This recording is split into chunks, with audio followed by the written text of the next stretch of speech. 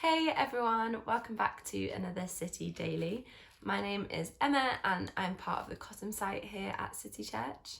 And today I just wanted to talk to you a little bit about the significance of our stories, the power of our testimony, the weight that is held in the stories of our lives.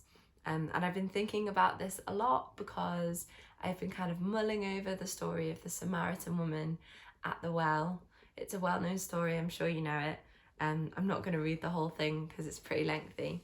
But in John 4, particularly verse 39 is what has struck me recently, where it says, "Many Samaritans from the village believed in Jesus because the woman had said, 'He told me everything I ever did.'" Many Samaritans believed in him because of the story that she told. And I think sometimes we forget how significant our stories are, how powerful they are in speaking into other people's lives. And when we tell our stories, people connect with us and connect with him because they are personal, and it's easier to relate to a real life story than it is to just kind of some kind of far off fact.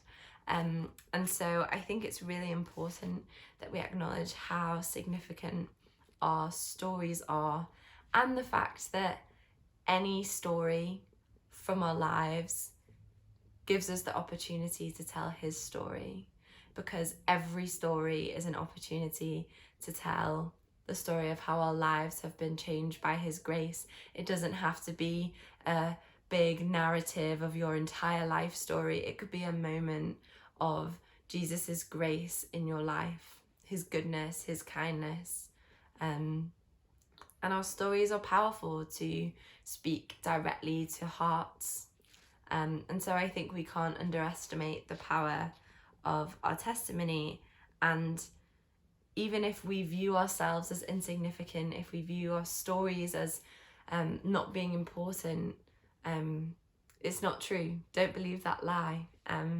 It says in this story that many Samaritans from the village believed in Jesus because of the story the woman told. And the Samaritan woman at the well was not someone you would have deemed as significant or important. In fact, she was shunned by many. Even Jesus's disciples say, "Jesus, what are you doing? Like, why are you talking to this woman?"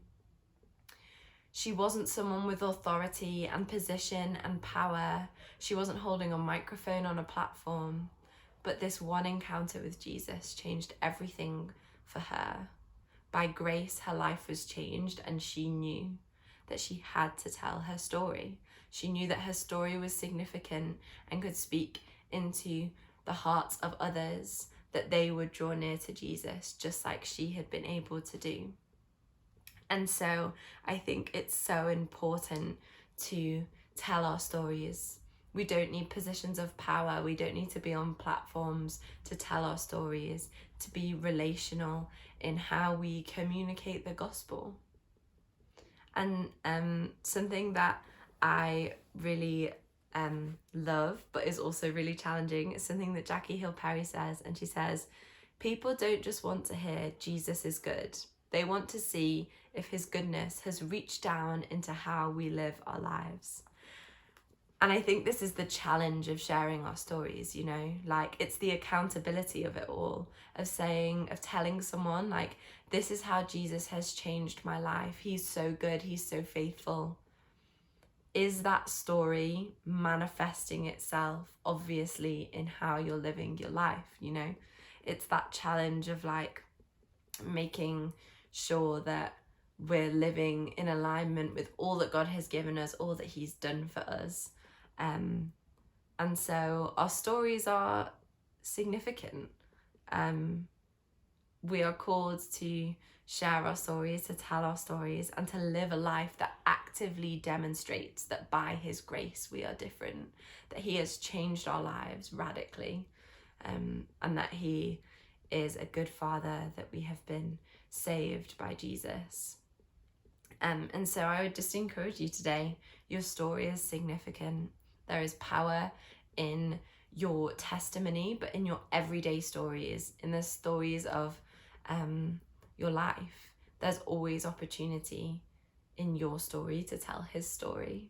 And so I just encourage you to never underestimate the power of your testimony, the power of your words, the power of your story to connect with those around you.